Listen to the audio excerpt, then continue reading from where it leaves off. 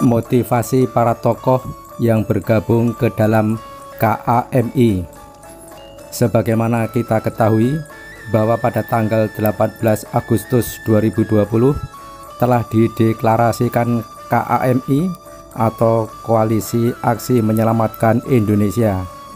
Katanya KAMI adalah gerakan moral atau moral movement yang menegakkan kebenaran dan keadilan sosial, bukan gerakan politik sebagaimana gerakan politik lain, melainkan gerakan politik moral. Karena kalau gerakan politik seperti pada umumnya harus mendirikan partai baru sebagaimana Partai Gelora Indonesia yang diusung oleh Fachri Hamzah dengan ketuanya Anies Mata dan Fachri Hamzah sendiri sebagai wakil ketuanya. Deklarator dan mereka-mereka yang bergabung ke dalam KAMI itu antara lain adalah Din Samsudin, mantan Ketua Umum PP Muhammadiyah dan ambisinya menjadi Cawapres 2019 tidak kesampaian. Gatot Nurmantio, mantan Panglima TNI. Said Didu, mantan Sekretaris Kementerian BUMN dan terakhir terlibat konflik dengan Menteri Koordinator Bidang Maritim dan Investasi Luhut Binsar Panjaitan. Ahmad Yani, mantan anggota Komisi 3 DPR RI. Dia berlatar belakang advokat. Refli Harun, mantan Komisaris Utama PT Jasa Marga Persero Tbk dan mantan Komisaris Utama PT Pelabuhan Indonesia 1 Pelindo. MS Kaban, mantan Menteri Kehutanan Indonesia dan di Pilpres 2019 lalu merupakan pendukung Prabowo. Rocky Gerung, mantan dosen di Departemen Ilmu Filsafat Universitas Indonesia. Meutia Farida Hatta, mantan Menteri Negara Pemberdayaan Perempuan di era SBY. Rohmat Wahab, guru besar di Fakultas Ilmu Pendidikan UNY dan Ketua Komite Kitoh NU yang kecewa DPR dan pemerintah tidak mewakili hati nurani dia. Banyak sekali orang yang menjuluki mereka yang bergabung ke dalam KAMI adalah orang-orang yang merupakan barisan sakit hati.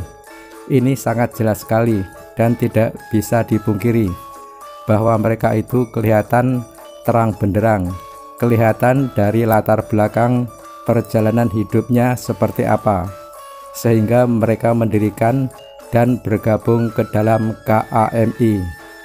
Kalau menurut saya sih mereka itu mendeklarasikan dan bergabung ke dalam KAMI paling tidak adalah karena kecewa, yang antara lain sekali lagi yang antara lain adalah karena sudah keluar atau dikeluarkan dari zona nyaman dan zona prestisius. Karena di zaman IT yang serba terbuka ini semua orang menjadi tahu akan hal tersebut dan mereka sedikit banyak merasa tidak enak.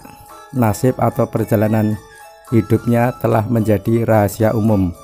Yang paling kurang itu adalah mereka mempunyai rasa sedikit malu karena penurunan karirnya sudah menjadi rahasia umum, telah dikeluarkan dari zona nyaman atau sudah tidak prestisius lagi, sudah berubah, bukan berubah naik tetapi berubah hilang, dan mereka kecewa. Nama baik, nama besar dan rezekinya sudah hilang, yang akhirnya mereka itu bersama-sama mendeklarasikan KAMI. Jadi kesimpulannya, tokoh-tokoh yang bergabung ke dalam KAMI itu adalah mereka-mereka yang kecewa dan meluapkan kekecewaannya atau melampiaskan kekesalannya itu dengan mendirikan atau mendeklarasikan KAMI. Sebagai tambahan info, menurut Denny Januar Ali, pemilik Lembaga Survei Indonesia atau LSI, ada 3 skenario yang bisa terjadi pada KAMI. Skenario pertama yaitu KAMI menginginkan pemerintahan Jokowi jatuh sebelum berakhir pada tahun 2024. Namun menurutnya lagi, KAMI belum cukup kuat untuk menjatuhkan Jokowi saat ini. Skenario kedua, KAMI membesar dan segera menemukan calon presiden yang populer untuk diusung pada 2024 mendatang dengan cara memimpin dan menggandeng partai politik tertentu. Akan tetapi KAMI juga berpotensi pecah ketika harus fokus hanya pada satu pasangan capres dan cawapres saja, karena tokoh-tokoh di KAMI itu beragam. Skenario ketiga, KAMI akan hadir sebagai bunga demokrasi belaka atau sekedar pemanis pemerintahan saat ini. KAMI hadir sebagai gerakan moral belaka. Nah, Bapak Ibu, Saudara dan Saudari, demikianlah ulasan singkat tentang motivasi tokoh-tokoh yang bergabung ke dalam KAMI. Jika Anda tidak sependapat dengan ulasan dalam video ini, tolong diabaikan saja dan lupakan. Demikian saya akhiri video ini.